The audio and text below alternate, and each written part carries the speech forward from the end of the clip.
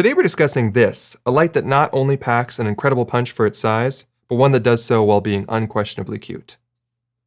Let's get undone. Gerald Undone. He's crazy. What's happening, everybody? I'm Gerald Undone, and I'm the second last airbender.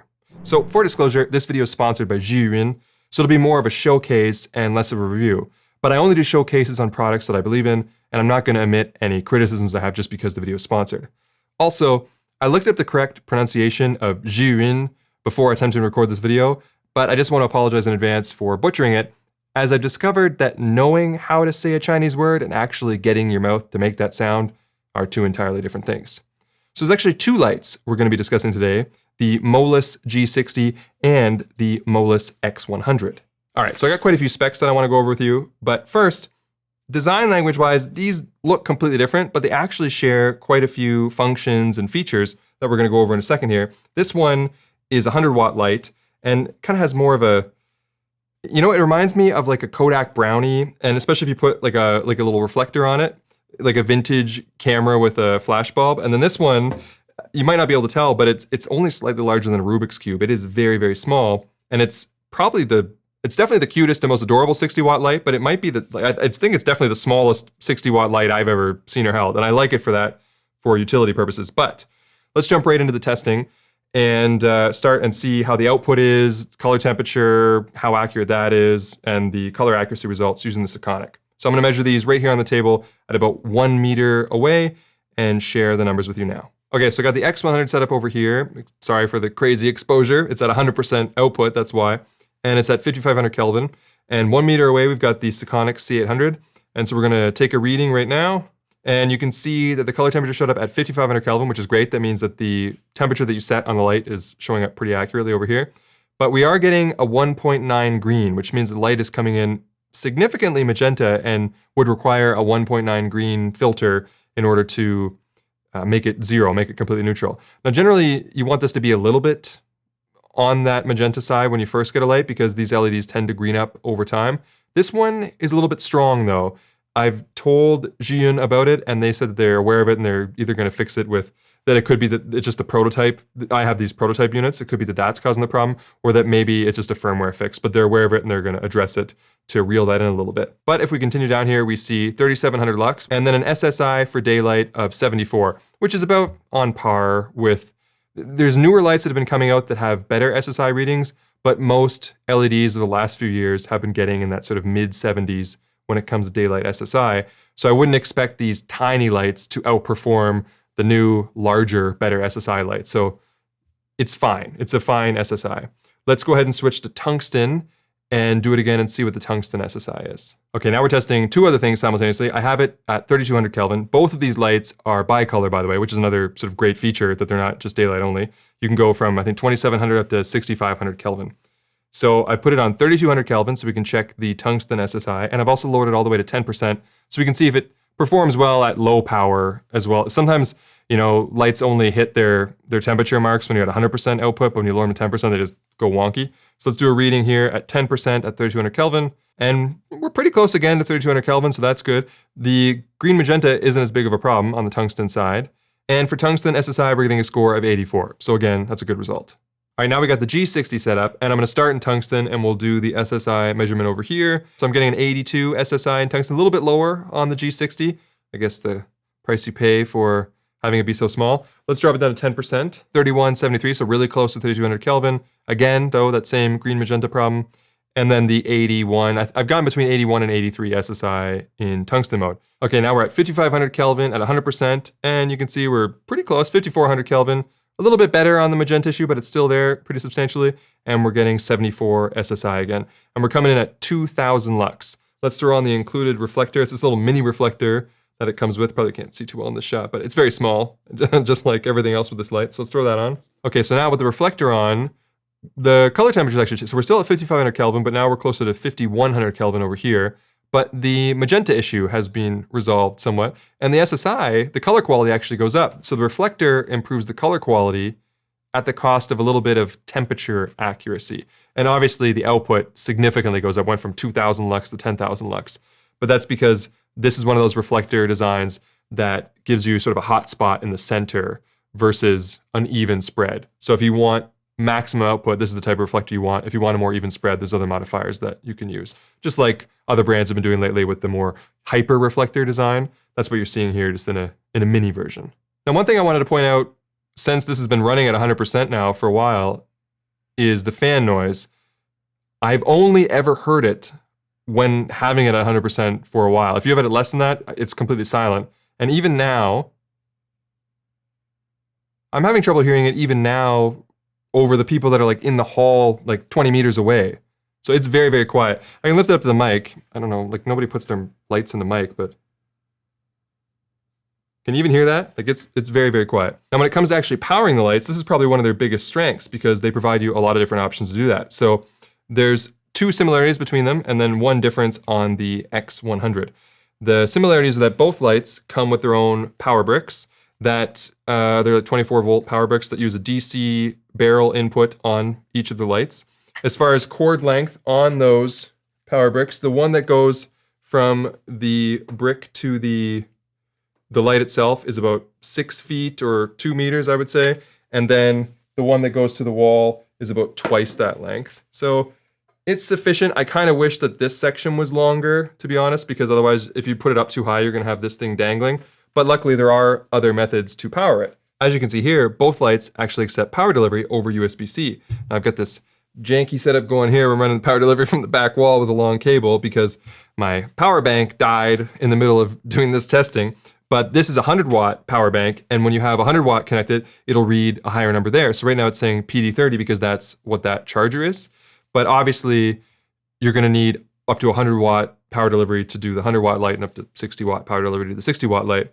So what happens when you don't have that is you can see here that when I turn up the brightness, and they're in 1% increments, by the way, you can go down to 0 and go to in 1% increments all the way up. But if I try to turn it up to 100%, once I hit 40%, it just stops and it starts flashing the PD 30 watts thing up here. When I first saw that, I thought it was a really clever implementation because flashing it shows you, hey, you don't have enough power delivery output. It's just very intuitive, and I think it's smart. And I like that way, even if you don't have 100-watt power delivery with you, you can still use the light just up to less output. I think that's brilliant. And like I said, the same thing works over here, same display, same everything, just this one goes all the way up to 100 watts. The extra powering mode that you have on the X100 though is this battery port on the side. Now we've got a even weirder setup going on here. I'm using the battery currently that comes with the X100 to power the G60 as a 30-watt USB power delivery source so that we can use it to light the battery door over here. I don't know what's going on anymore, okay? But the idea is that this battery that it comes with can, as you can see, can also be used as a separate power delivery source for other things, whether you want to charge your phone or power your 60-watt light with a battery. But conventionally, what it's supposed to be used for is you take this thing, pull off this cover here, and then you take your battery and you just slot it in, and then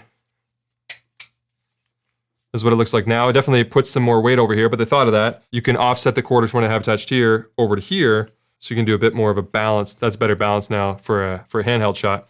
And then now with the battery, you can go all the way up to 100% output on this light.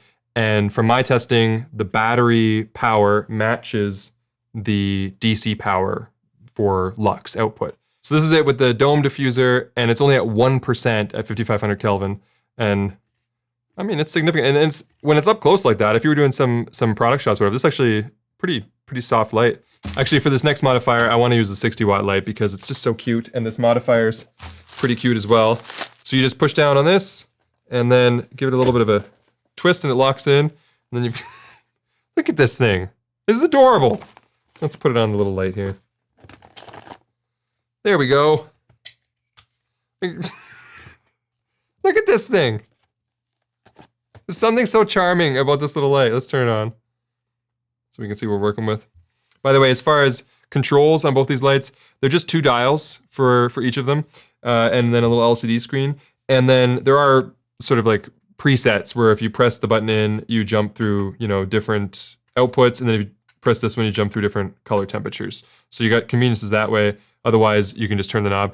They are a little bit slow in the sense like it takes a while to go from 1 to 100, which is why there's a good thing there's those presets. Okay, 5500 Kelvin, 1%. I'm envisioning like a streaming setup or something where maybe you have this just, just over your monitor. It's very small, it's very light, so any kind of stand would do. And I mean, I'm actually still overexposed, but I think it looks good. And I'm running this on USB. You can just have this plugged into your computer if you got power delivery output or something, and you just like, boom, But there's more options. And now, by the way, with these low powers, the fan's not even running. So it's making no noise. I can't get over how cute this is. Like, seriously. All right, let's do the fan noise test on this one. But first, I'll show you how the controls work on this one. So then you got a color temperature, again with presets if you press it in. And then, 1% increments all the way up to 100%. And then both lights have their own separate power button as well. So this is the power button on this one, and on the other light, it's on the top there. As far as actually using that battery to power the light, it's a 57 watt-hour battery, so you're gonna get just over 30 minutes if you're running at 100%. You get like 34 minutes maybe maximum. I can see that the fan is running, and I think it ramped up to its top speed actually, so let's give a listen there. Yeah, like I can hear it if I put it up to my ear, but probably after about a meter away, it then becomes quieter than the other lights in my studio that are farther away than that, if that makes sense. And one more thing when it comes to control, I talked about the manual control, but I was told that Zhiyun is planning on making an app for these, to give you like Bluetooth control, and there are Bluetooth settings in there, but because these are pre-production, we're not app ready yet. So I wasn't able to test the app, but it is coming if you're somebody who likes to use apps to control your lights. So another accessory you can get is this, which is a Bowens Adapter, I guess. It goes from the proprietary mount that's on these lights and converts it to a Bowens mount.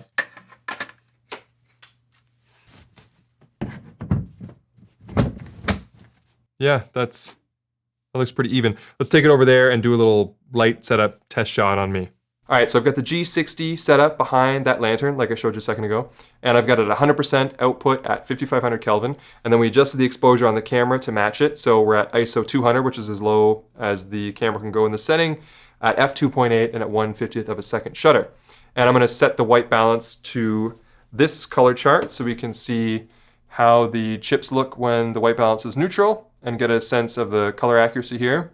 But I would say that despite the green magenta thing that we picked up on the C800, when practically looking at the skin tones here, I would say that they look quite pleasing. I don't have any other lights on me, that's why I moved in front of the regular shot over here. And I like the way that I just think it looks great for a single light setup. And it's surprising how small the footprint is and how light it is. Moving the whole light stand with it on over here, it's like the lightest this light stand has ever felt, bringing it over here. So overall, I'm really impressed with these lights. I do it with the caveat of for their size, because obviously I'm using much bigger lights in the studio that perform better and they cost 10 times as much, and you would expect that. But honestly, for this light with its interesting design, this light for its size, the fact that this is outputting 60 watts and this 100 watts, the fact that this has a battery that you can attach to it, the fact that they both work off of USB-C power delivery, there's just so many novel things about these that I really, really like them. The good lights, good price, perform well, small. What more do you want? All right, I'm done.